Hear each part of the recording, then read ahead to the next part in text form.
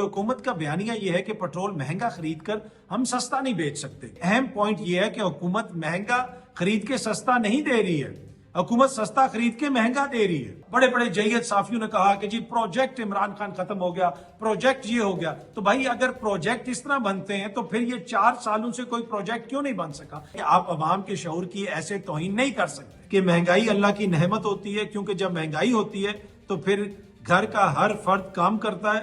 यकीन कीजिए कि जब ट्रंप चला जाएगा कम से कम मिनिमम 5 साल लगेंगे अमेरिका की इज्जत बहाल होने में इंटरनेशनली। अस्सलाम वालेकुम, उम्मीद है कि आप सब लोग खैरियत से होंगे। हुकूमत का बयानिया यह है कि पेट्रोल महंगा खरीद कर हम सस्ता नहीं बेच सकते। गुज़िश्ता रोज वुज़रा भी मीडिया से बात करते हुए इसी किस्म की बात कर रहे थे, मुख्तलिफ मिसालें दे रहे थे। लेकिन यहाँ पे अहम पॉइंट यह है कि हुकूमत महंगा खरीद के सस्ता नहीं दे रही है, हुकूमत सस्ता खरीद के महंगा दे रही है। ये नहीं है कि हुकूमत पेट्रोल 250 रुपए का खरीद रही है और दे रही 220 रुपए का है, या कोई उनसे ये मुतालबा कर रहा है कि आप 220 रुपए का दें। कोई खुदा न खास्ता ऐसा मुतालबा नहीं कर रहा। हुकूमत ने अचानक पेट्रोल की कीमत में इजाफा कर दिया, उसको 458 रुपए फी लीटर कर दिया। और उस वक्त यही हुकूमती वुज़रा कह रहे थे कि भाई इसके बगैर तो गुजारा नहीं है। वजीर खजाना बैठे, अली परवेज मलिक साहब बैठे, दोनों मोअज़्ज़िज़ वुज़रा साहिबान ने प्रेस कॉन्फ्रेंस की, पूरी कौम को बताया कि भाई इसके बगैर तो कोई चारा नहीं है। लुबे लुबाब ये था कि भाई ये हम फोर्स हो गए, हमें करना पड़ेगा, ये हमारी मजबूरी है। लेकिन 24 घंटे नहीं गुजरे तो हुकूमत ने कहा जी हम 80 रुपए पेट्रोल सस्ता कर रहे हैं। आप पेट्रोल सस्ता नहीं कर रहे, आपने पेट्रोल के ऊपर जो एक्स्ट्रा चार्जेस लगाए हुए, एक्स्ट्रा टैक्स लगाए हुए, उसमें से आप 80 रुपए कम कर रहे हैं। तो इतनी बड़ी अगर आपकी मजबूरी थी तो 24 घंटे पहले कैसे फैसला साजी हो रही थी? क्या संजीदा हुकूमतों में, संजीदा रियासतों में ऐसे फैसला साजी होती है कि पहले आप कुछ और कह रहे हैं, 24 घंटे के बाद आप कुछ और कह रहे हैं? अभी भी आप पेट्रोल पिछले हफ्ते की निस्बत जो है 57 रुपए महंगा बेच रहे हैं। अब आप कह रहे हैं कि जी पेट्रोल 378 रुपए हम फी लीटर बेच रहे हैं। तो कहीं पे भी आप पेट्रोल महंगा खरीद के सस्ता नहीं बेच रहे। आपको पेट्रोल पड़ता है 245 से 250 रुपए फी लीटर और आप बेच रहे हैं 378 रुपए। एक वक्त में तो आपने बेचने की कोशिश की 458 रुपए की, और एक दिन वो उस कीमत पे बिकता भी रहा। इसी तरीके से 80 रुपए जो आपने टैक्स में कम किए हैं, लेकिन आपने डीजल की मद में कुछ भी कम नहीं किया। डीजल अभी भी 520 रुपए फी लीटर है। जनरेटर हो जाएं, किसानों के ट्रैक्टर हो जाएं, इसी तरह जो ट्रांसपोर्ट गुड्स की बड़ी बड़ी गाड़ियां हैं वो सब डीजल इस्तेमाल करती हैं। इससे महंगाई के ऊपर क्या असर पड़ेगा उसका अंदाजा आप खुद लगा सकते हैं। पेट्रोल की कीमत के हवाले से राना सनाउल्लाह साहब ने यह कहा कि भाई पेट्रोल की कीमत में इजाफे में हुकूमत का कोई अमल दखल नहीं है, एहतजाज करना है तो इसराइली वज़ीर आज़म के खिलाफ करें। भाई ये जो पेट्रोल के ऊपर लेवी लगाई गई थी 160 रुपए की, वो इसराइली वज़ीर आज़म ने लगाई थी। इस वक्त जो टैक्सेस लगे हुए हैं उसके ऊपर, क्या वो खुदा न खास्ता इसराइल का वज़ीर आज़म लगाता है? एक दिन पहले तक ये क्या कह रहे थे, जिस तरह मैंने आपको पहले भी बताया कि कैसे पेट्रोल की कीमत में इजाफा किया गया, और उस वक्त आपको बताया जाता था कि जनाब एक समरी आई है और वजीर आजम साहब ने ये समरी रिजेक्ट कर दी है, वो समरी रिजेक्ट कर दी है, और ये एक पेट्रोल की जो प्राइसिंग है इसका एक मैकेनिज्म है। वजीर आजम के पास समरी आती है पेट्रोल को की कीमत कम करने के लिए, क्या कोई समरी आई? वो हमने तो नहीं देखी। खुद ही आपने 80 रुपए कम कर दिए। इट मींस कि ये हुकूमत ही ऊपर लेके जाती है प्राइस को, और हुकूमत ही इसको नीचे लेके आ सकती है। और हुकूमत खरीद रही 245 से 250 रुपए पर लीटर है और बेच रही उसको 378 रुपए पर लीटर है। इसमें कोई अलजबरा तो है नहीं है। जो समरियां आती थी, जी समरी आ गई, ये हो गया, वो हो गया। मैंने आपको पहले भी कहा था कि समरी क्या यूगोस्लाविया से आती है, जिसके ऊपर आपने अमल दरामद करना होता है या रिजेक्ट करना होता है। अब जब 80 रुपए आपने कम किए टैक्स के अंदर, तो क्या उसकी कोई समरी आई? नहीं, क्योंकि आप लोगों ने वो इजाफी टैक्स लगाया हुआ है पेट्रोल के ऊपर। अब आप उसके ऊपर बहस कर सकते हैं, नहीं जी ये तो इकोनॉमिक जरूरत है मुल्क की, लेकिन उसके ऊपर यह बहस भी हो सकती है कि इससे गरीब आदमी को जिस तरीके से कुचला जा रहा है उसकी कोई मिसाल नहीं मिलती, और हुकूमत चीजों को सही तरीके से हैंडल नहीं कर रही। और उसकी वाज़ेह मिसाल ये है कि एक दिन बाद ही ये कह रहे हैं कि जी हम 80 रुपए टैक्स कम कर रहे हैं। तो भाई एक दिन पहले आपने बढ़ाया क्यों था? लेवी की आप 160 पे लेके क्यों गए? ये जो फैसला साजी का अमल है, इसके ऊपर अब इतना मोटा सवालिया निशान बन गया है कि भाई ये कैसे फैसले कर रहे हैं। प्रोजेक्ट इमरान खान, आजकल इसके ऊपर बहुत ज्यादा बात हो रही है। कोई डॉक्यूमेंट्री वगैरह भी बनी है, किसी ने बनाई है। देखें, लोगों के ये हक है, राइट है, कोई डॉक्यूमेंट्री बनाए, उसमें जो मर्जी वो बात कहे या शेयर करे, जो वो मुनासिब समझते वो जरूर करे। मैं उस बहस में नहीं जाता। मैं कभी भी बहस को स्टाइफल करने के हक में नहीं हो कि दूसरे को बस खत्म कर दो, उस पर कोई बात ना करो। लेकिन ये जो प्रोजेक्ट इमरान खान है, ये मैं पहले दिन से इसके ऊपर बात कर रहा हूं। जिस दिन इमरान खान साहब की हुकूमत का खात्मा हुआ, बड़े बड़े जय्यद साफियों ने कहा कि जी प्रोजेक्ट इमरान खान खत्म हो गया, प्रोजेक्ट ये हो गया। तो भाई अगर प्रोजेक्ट इस तरह बनते हैं तो फिर ये 4 सालों से कोई प्रोजेक्ट क्यों नहीं बन सका? अगर एक शख्स को सामने लाके इतना बड़ा प्रोजेक्ट बना दिया गया तो ये सारे जो बड़े बड़े तजर्बाकार सियासतदान हैं, मियां साहब हैं, जरदारी साहब हैं, ये सब इकट्ठे हो गए, मौलाना भी इनके साथ इकट्ठे हो गए, पीपल्स पार्टी इनके साथ इकट्ठी, इन सब ने मिलकर PDM 1 हुकूमत बनाई। लेकिन प्रोजेक्ट क्यों नहीं बन सका?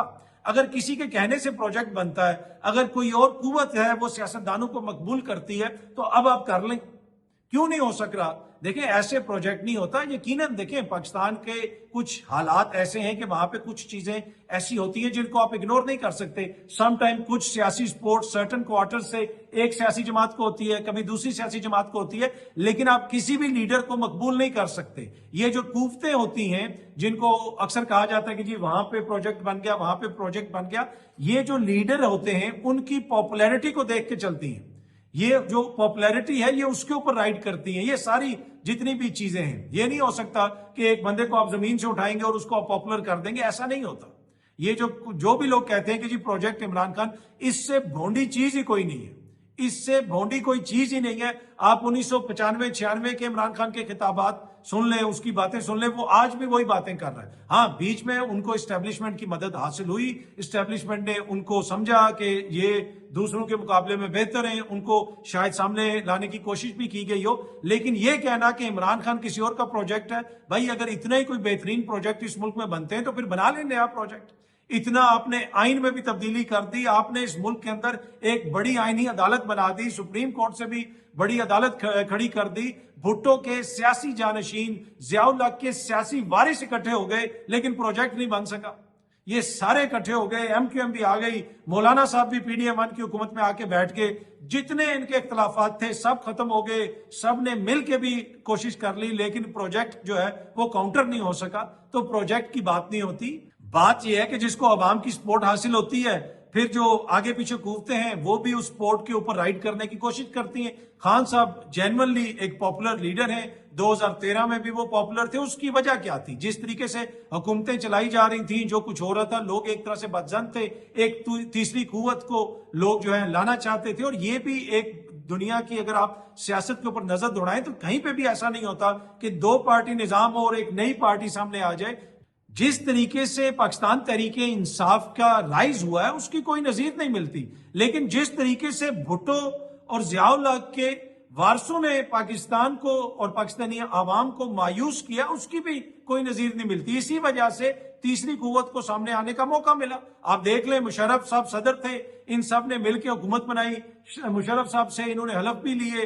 फिर अब आप देख लें कि उसके बाद ये क्या कुछ करते रहे, दोबारा फिर ये एक दूसरे के खिलाफ हो गए। कोई कहता था सड़कों पे घसीटेंगे, कोई क्या कहता था, लेकिन जब इमरान खान आया ये फिर इकट्ठे हो गए।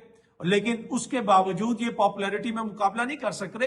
तो प्रोजेक्ट ऐसे नहीं बनते, टू बी ऑनेस्ट। जो इस तरह का इतना आमियाना किस्म का एक बयानिया बनाने की कोशिश की जाती है कि जी प्रोजेक्ट अनडन नहीं हो रहा, प्रोजेक्ट ये नहीं हो रहा, और भाई मसला ये है कि आप अवाम के शऊर की ऐसे तौहीन नहीं कर सकते। अगर आप ये समझते हैं कि अवाम को कुछ भी कह दिया जाएगा तो अवाम वो कह देगी, ऐसा नहीं होता। ये अवाम किसी के पीछे भी चल पड़ेगी, अवाम को कन्विंस करना पड़ता है। प्रोजेक्ट के अंदर हो सकता है किसी को थोड़ी सी मदद यहां से मिल जाए, थोड़ी सी मदद वहां से मिल जाए, लेकिन जिस लेवल के ऊपर इस वक्त इमरान खान साहब की चीजें हैं वो वाजे तौर पे शो करता है कि ये प्रोजेक्ट नहीं है। और ये भोंडा किस्म का जो बयानिया है ये मैं 4 सालों से सुन रहा हूं। और मेरा एक ही क्वेश्चन है कि भाई अगर एक बंदे से इतना बड़ा प्रोजेक्ट बना दिया है तो फिर बिलावल, मरियम, जरदारी साहब, मियां साहब, शहबाज शरीफ साहब, मौलाना, इन सब को मिलके तो एक मेगा प्रोजेक्ट बन जाना चाहिए। लेकिन दाल नहीं गल रही। दाल क्यों नहीं गल रही? क्योंकि जमीनी हकायक कुछ और है। अच्छा जी, UAE को जो पैसे वापस किए जा रहे हैं उस हवाले से मैंने आपसे पहले भी ये चीज शेयर की थी कि बड़ा गैर जरूरी किस्म का उसके ऊपर एक तरह से मुकालमा किया जा रहा है, बहस की जा रही है, बयानियां बनाई जा रहे हैं। भाई उनके पैसे हैं, हमने उनको वापस करने। अब दफ्तर खारजा ने भी इसके ऊपर बाकायदा एक बयान जारी किया और उन्होंने कहा है कि हुकूमत तयशुदा शराइत के मुताबिक जो मुद्दत पूरी होने पर UAE को जो उनके डिपॉजिट्स पर है उनको वापस कर रही। इसमें बहस की कौन सी ऐसी बात है? और इसके ऊपर जो बहस की जा रही है وہ سراسر غلط ہے اور ہر چیز کو غلط رنگ دینے کی گمراہ کن کوشش کی جا رہی ہے، اور یہ دفتر خارجہ کی جانب سے بیان جاری کیا گیا۔ اور میں نے پہلے بھی آپ کو کہا تھا کہ کچھ صحافی، کچھ لوگ اس کے اوپر مجھے بڑے ناراض نظر آ رہے ہیں، اور بھائی ان کا پیسہ ہے، ہم ان کو واپس کر رہے ہیں، بس اگر انہوں نے واپس مانگ لیا تو اس میں کون سی ایسی بات ہے؟ انہوں نے مشکل وقت میں ہمارا ساتھ دیا، ہماری مدد کی، ہمیں تو ان کا شکر گزار ہونا چاہیے، رادر دین کہ ہم اتنے انگریٹفل ہیں کہ ذرا سی بات کے اوپر اس قسم کے بیانیے بنانے شروع کر دیں۔ تو بڑی غیر ضروری قسم کی بحث کی گئی سوشل میڈیا کے اوپر بھی، کچھ صحافیوں کی جانب سے بھی، لیکن ایک چیز میں نے دیکھی اس سے مجھے کافی حیرت ہوئی۔ اب مشاہد حسین سید صاحب جو ہیں وہ ایک تجربہ کار سینیٹر بھی ہیں، سیاستدان بھی ہیں، ان کا میں نے گزشتہ روز جب ٹویٹ دیکھا تو مجھے دیکھ کے بڑی حیرت ہوئی کہ اتنا اس طرح کا انتہائی ایک سطحی قسم کا ٹویٹ ان کو کرنے کی کیا ضرورت تھی۔ دیکھیں جو ریاستوں کے تعلقات ہوتے ہیں وہ بڑے ڈیلیکیٹ ہوتے ہیں۔ اب مشاہد حسین سید صاحب نے ٹویٹ کیا، یہ سامنے آپ دیکھ سکتے ہیں، انہوں نے یو اے ای کے جو سربراہ ہیں ان کی بھی تصویر لگائی، ساتھ جب ڈونلڈ ٹرمپ وہاں پہ گئے تھے اور بچیوں نے بال کھول کے وہاں رقص کیا تھا، جس کے اوپر پوری دنیا میں بڑا کرٹیسزم ہوا اور بڑی الٹی سیدھی بحث کی گئی، وہ تصویر بھی ساتھ انہوں نے لگائی۔ اب آپ یہاں پہ کیا شو کرنا چاہ رہے ہیں، آپ کیا کہنا چاہ رہے ہیں؟ آپ سیزنڈ جو ہیں وہ یہ بھی کہتے ہیں کہ فورن پالیسی کے ایکسپرٹ بھی ہیں مشاہد حسین سید صاحب، لیکن ٹو بی آنیسٹ یہ بڑا ہی ایک عامیانہ قسم کا ٹویٹ ہے جو انہوں نے کیا، جس میں انہوں نے لکھا کہ Pakistan is doing right by helping our UAE brothers in distress who badly need back the 3.5 billion loan they provided Pakistan. After all, UAE is already heavily committed. UAE promised President Trump 1.4 trillion plus proactive role in the Sudan and Yemen. Just a piece of brotherly advice. They better watch their back as 4.3 million of 10 million UAE population is Indian. Given India's expansionist Akhand Bharat, Greater India designs in the region. اب یہ اس چیز کی مجھے سمجھ نہیں آئی کہ ان کو یہ بات کرنے کی کیا ضرورت ہے کہ پاکستان یو اے ای کے بھائیوں کی مدد کر کے بالکل ٹھیک کر رہا ہے جو اس وقت مشکل میں ہے، اور انہیں جو 3.5 ارب ڈالر واپس چاہیے جو انہوں نے پاکستان کو دیے تھے۔ آخر یو اے ای پہلے ہی بہت زیادہ کمٹمنٹ میں پھنسا ہوا ہے۔ یو اے ای نے صدر ڈونلڈ ٹرمپ کو 1.4 ٹریلین ڈالر سے زیادہ کا وعدہ کیا ہوا ہے، اور سوڈان اور یمن میں بھی ایکٹیو رول ادا کر رہا ہے۔ بس یو اے ای کے بھائیوں کو ایک مشورہ ہے کہ ذرا اپنے ارد گرد بھی نظر رکھیں، کہ کیونکہ یو اے ای کی 1 کروڑ آبادی میں سے تقریباً 40 لاکھ سے زیادہ بھارتی ہیں، اور خطے میں بھارت کے اکھنڈ بھارت عزائم بھی سامنے آتے رہتے ہیں۔ آئی ڈونٹ نو کہ اس ٹویٹ کا کیا مقصد ہے، اس سے کیا اچیو ہوگا؟ کیا ہم ان کو ٹونٹ کر رہے ہیں، ہم ان کو تانے ماریں گے؟ کیا اس لیول کے اوپر اس قسم کی باتیں کی جاتی ہیں، ایسے تانے مارے جاتے ہیں، ایسی تصاویر جو ہے ساتھ شیئر کی جاتی ہیں؟ تو to be honest I feel to understand کہ اس سے ہم کیا اچیو کر رہے ہیں۔ اگر یہ کوئی عام بچہ نوجوان کرے تو الگ بات ہے۔ سو اینی وے بڑا سرپرائزنگ قسم کا ٹویٹ تھا میرے لیے مشاہد حسین سید صاحب کا یہ۔ اچھا، اب اگر سرپرائزنگ ٹویٹس کی بات کی جائے تو اختیار ولی صاحب نے جو وزیر اعظم کے کوارڈینیٹر ہیں یعنی کابینہ میں، وفاقی کابینہ میں، گزشتہ روز انہوں نے پھر عمران خان صاحب کی بہن اور یلدا حکیم کی جو وہ فیک ویڈیو ہے، اے آئی جنریٹڈ ویڈیو ہے، اس کو شیئر کیا ہوا تھا۔ اب دنیا کیا کہے گی کہ پاکستان کی کابینہ میں بیٹھے ہوئے لوگ کیا کرتے ہیں۔ اب عمران خان کی بہن کو بھی انہوں نے اس میں دکھایا گیا ہے اور یلدا حکیم کو بھی دکھایا گیا ہے۔ تو میری سمجھ سے بالات آ رہا ہے کہ کیا کسی نے ان کو کوئی بتایا یا نہیں بتایا، کس طریقے سے یہ ویڈیو آ گئی، تو ان ساری چیزوں کو دیکھنے کی ضرورت ہے۔ کوئی بھی جب ہم ٹویٹ کرتے ہیں، کچھ بھی شیئر کرتے ہیں، اس کے اوپر دیکھنے کی ضرورت ہے۔ اگر کوئی عام بندہ کوئی بات کر لے تو وفاقی وزراء، پنجاب حکومت کے وزراء کہتے ہیں اس پہ پیکا بھی لگے گا، اس پہ یہ بھی ہوگا، ہم یہ بھی کریں گے، وہ بھی کریں گے، اور خود جو ہے اکثر جو وفاقی وزراء ہیں وہ غیر ذمہ داری کا، یا دیگر جو حکومتی شخصیات ہیں وہ غیر ذمہ داری کا مظاہرہ کر دیتے ہیں، کوئی ایسی چیز شیئر کر دیتے ہیں جس کا حقیقت سے کوئی تعلق نہیں ہوتا۔ بہت سارے لوگ اختیار ولی صاحب کی ٹویٹ کے نیچے بھی لکھ رہے تھے کہ کیا ان کے اوپر پیکا لگے گا۔ میں نہیں سمجھتا کہ ان کے اوپر پیکا لگنے کی ضرورت ہے، پر یہ جو ڈیجیٹل جسے آپ کہہ سکتے ہیں نا لٹریسی ہے، اس کے اوپر میرے خیال میں ان سارے جو سینئر پولیٹیشنز ہیں ان کی کوئی ایک آدھے دن کی کلاس ہونی چاہیے، تاکہ ان کو بتایا جائے کہ بھائی اے آئی سے جنریٹڈ چیزیں بھی آ جاتی ہیں، یہ بھی ہو جاتا ہے، وہ بھی ہو جاتا ہے۔ یقیناً انہوں نے یہی سمجھا ہوگا کہ یہ جینوئن ویڈیو ہے، اسی وجہ سے انہوں نے شیئر کر دی ہوگی، لیکن ان چیزوں کو سمجھنے کی ضرورت ہے.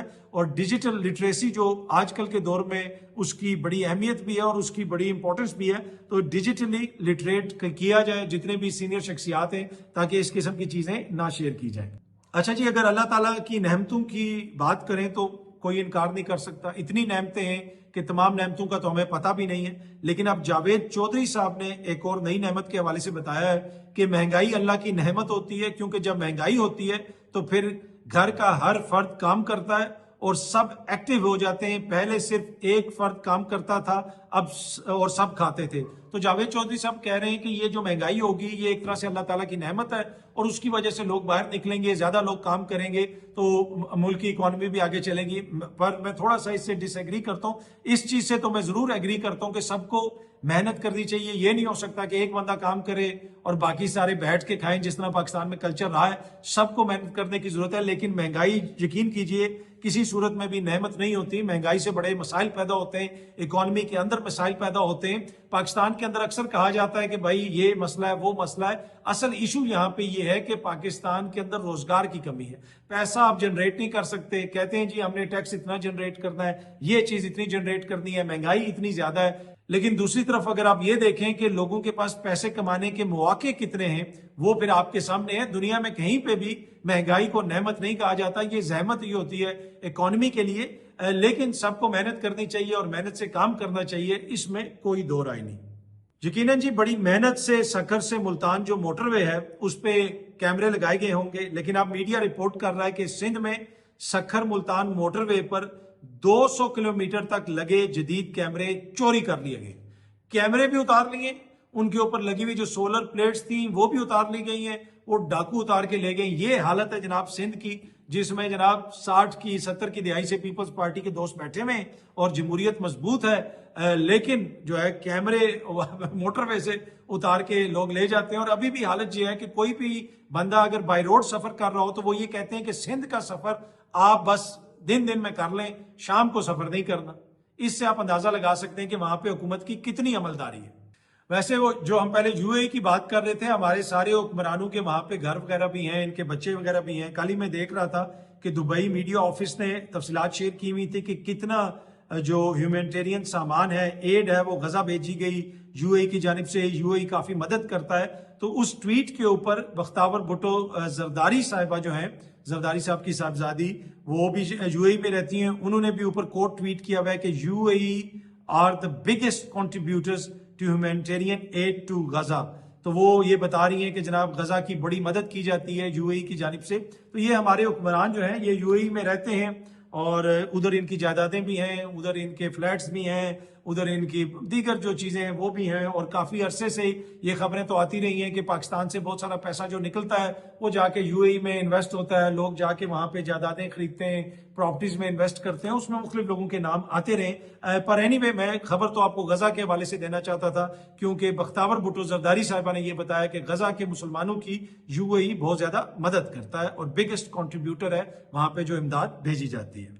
اچھا جی, ایران کی جانب سے گزشتہ رات سے 94th ویو آف میزائلز جو ہیں وہ اسرائیل کے اوپر پھینکے جا رہے ہیں. یہ جو ویڈیو آپ کو نظر آ رہی ہے یہ تازہ ترین مناظر ہیں, اب سے چند گھنٹے پہلے کی یہ ویڈیو ہے. اسرائیل کے ایک شہر کے اندر جا کے میزائل لگا, اور اس کے علاوہ دیگر میزائل بھی ان کے اوپر پھینکے گئے ہیں. اور اب سے چند گھنٹے پہلے کی جو خبر تھی اس کے مطابق ایران نے یہ کلیم کیا ہے کہ 94 نئے میزائل جو ہیں وہ ایران نے اسرائیل کی طرف پھینکے ہیں. اب ان میں سے بہت سارے وہاں پہ جا کے ہٹ بھی ہوئے ہیں, اور اس کے ساتھ ساتھ خطے کے جو دیگر ٹارگٹس ہیں جہاں پہ امریکن ٹارگٹس وغیرہ ہیں ان کو بھی ہٹ کرنے کی کوشش کی جا رہی ہے. اچھا, ٹرمپ نے دوسری جانب ایک دفعہ پھر ایران کو 48 گھنٹے کی مہلت دے دی ہے. اس نے کہا کہ 48 گھنٹے میں آپ نے اگر ہماری شرائط نہ مانی تو آپ کے اوپر ہم قیامت توڑ دیں گے. اچھا, اس ساری چیز کے اندر آپ نے دیکھا کہ جو ٹرمپ اور اس کی انتظامیہ ہے ان کا جو لہجہ ہے عامیانہ قسم کی, جس قسم کی وہ گفتگو کر رہے ہیں, اور دوسری جانب آپ کو جس بردباری کا, جس سوفیسٹیکیشن کا, جس پڑھے لکھے طریقے کا, جس کلچر کا مظاہرہ کرتے ہوئے ایران کی قیادت نظر آتی ہے وہ انپریسیڈنٹڈ ہے. ایران کے غالباً وزیر خارجہ نے یہ کہا کہ بھائی آپ میزائل مار کے پل توڑ دیں گے, پل تباہ کر دیں گے, पुल तो फिर बन जाते हैं, फैक्ट्रियां फिर भी बन जाती हैं, लेकिन इज्जत अगर एक दफा चली जाए, साख एक दफा चली जाए, तो वो दोबारा वापस नहीं आती है। जिस तरीके से अमेरिका का स्टैचर खराब हो रहा है, जो कुछ ट्रंप कर रहा है, जिस किस्म के वो बयानात दे रहे हैं, उससे जो अमेरिका को नुकसान पहुंचेगा, यकीन कीजिए कि जब ट्रंप चला जाएगा, कम से कम मिनिमम 5 साल लगेंगे अमेरिका की इज्जत बहाल होने में इंटरनेशनली और अपने मामलात को दुरुस्त करने में। ये बात मैं बड़ी जिम्मेदारी से आपको कह रहा हूं। इसी तरीके से जो भी ये बात करते हैं अमेरिका वाले, आगे से वो बड़ी बुर्दबारी से, बड़े तहम्मुल मजाजी से उसका जवाब देते हैं और एक बड़ा लॉजिकल जवाब देते हैं। तो वो जवाब सुन के मुझे अपने वजीर दिफा भी याद आ गए, ख्वाजा आसिफ साहब, जो कह रहे थे जी कलकत्ता तक हम पहुंचा के आएंगे। भाई दूसरी तरफ उनकी जंग लगी हुई है, आधा ईरान उन्होंने तबाह कर दिया, वो मिसाइल मार रहे हैं, लेकिन फिर भी उनकी क़यादत कोई एक सुलझा हुआ जवाब देती है, बेहतर तरीके से बात करती है, आगे से कोई आमियाना सा जो है वो जुमला नहीं बोला जाता। तो इससे थोड़ा सा हमें भी सीखने की जरूरत है कि हमने किस तरीके से बात करनी है। बाकी जो जहां तक जंग की बात है, जब भारत कुछ करेगा तो वो बात तो हमें बड़े अच्छे तरीके से करनी आती है, पिछले साल भी की थी। अगर दोबारा वो कोई ऐसी हरकत करेंगे तो हम फिर भी कर लेंगे। एनीवे जनाब, अमेरिका ने दोबारा 48 घंटे की मोहलत दे दी है। अब वो हालत हो गई है अमेरिका की कि भाई बस अब मारा ना तो फिर नहीं छोड़ूंगा। तो अमेरिका ये कह रहा है कि अब मारा तो फिर नहीं छोड़ूंगा। भाई मसला ये है कि ईरान ने आपको यहां से पकड़ा हुआ है और वो आपको पकड़ा रखेगा। स्ट्रेट ऑफ हॉर्मज़ आप खुलवाने में नाकाम रहे हैं, बल्कि ये चीज बहुत ज्यादा वायरल हो रही थी कि देखा जा सकता था कि नेतन्याहू और ट्रंप जो है वो दोनों स्ट्रेट ऑफ हॉर्मज़ में डूब रहे हैं। इनका ख्वाब तो कुछ और था, लेकिन इनका मंसूबा ईरान ने काफी हद तक खराब कर दिया और स्ट्रेट ऑफ हॉर्मज़ में ये बुरे तरीके से फंस चुके हैं। दूसरी जानिब मैंने आपको एक खबर दी थी गुज़िश्ता रोज के, ईरान के पास एक नया वेपन सिस्टम कोई ऐसा आ गया है कि ये इंफ्रारेड रेस के जरिए अमेरिकन मिसाइल्स को और जहाजों को टारगेट कर रहे हैं और उससे अमेरिका को बड़ी परेशानी है। पहले इन्होंने जहाजों को टारगेट किया, गुज़िश्ता रोज अमेरिका के जो क्रूज मिसाइल्स हैं उनको भी गिराया गया। अब अमेरिका ने यह फैसला किया है कि जो हमारे स्टेल्थ टेक्नोलॉजी वाले मिसाइल हैं वो सारे हम बरसाएंगे। अब वो बड़े महंगे मिसाइल हैं, उसको भी वो जो इंफ्रारेड रेज हैं मेरे ख्याल में वो उसको भी डिटेक्ट कर लेंगी। लेकिन अल जजीरा ने भी इसको रिपोर्ट किया कि अमेरिका तैयारी कर रहा है कि जो मेजॉरिटी ऑफ स्टेल्थ मिसाइल्स हैं उनको ईरान की जंग के अंदर अब इस्तेमाल किया जाएगा। तो बड़े पैमाने पे अमेरिका को अपना इक्विपमेंट भी इस्तेमाल करना पड़ रहा है, जानी नुकसान भी हो रहा है, माली नुकसान भी हो रहा है, और उसकी जो रेपुटेशन डैमेज हो रही है मेरे ख्याल में वो सबसे बड़ा नुकसान है जो इस जंग के अंदर अमेरिका को हुआ है। जितना वो खड़पैंच बना हुआ था, इसकी आप एक छोटी सी मिसाल ऐसे दे सकते हैं कि एक बदमाश या बुली जो है वो स्कूल के अंदर या किसी इलाके के अंदर कभी इसको मारता है कभी उसको मारता है और बहुत ज्यादा वो ताकतवर है, लेकिन कहीं पे पंगा लेता है और छोटा सा बच्चा आगे से मुक्का मार के उसके नाक से खून निकाल देता है। अब उसके बाद वो बच्चे के साथ जो मर्जी करता रहे, वो जो नाक से एक दफा खून निकल गया और बच्चे ने मुक्का मार दिया, इट मीन्स कि बहुत सारे मुक्के आगे पीछे से और लोगों को भी पता चल गया कि मारे जा सकते हैं। तो अमेरिका की ईरान ने बस वही हालत की है। और जैसा मैंने आपको पहले भी कहा कि ये जंग जारी है, अमेरिका का पायलट अभी भी दूसरा लापता है, ये उनका एयरमैन है और अमेरिका उसकी तलाश जारी रखे हुए है। अब देखते हैं कि वो कब मिलता है। लेकिन ट्रंप अभी तक, जिस वक्त तक मैं ये वीडियो बना रहा हूं, इसके ऊपर उसने मुकम्मल खामोशी इख्तियार की हुई है। बहुत जल्दी आप सब दोस्तों से दोबारा मुलाकात होगी। Thank you very much.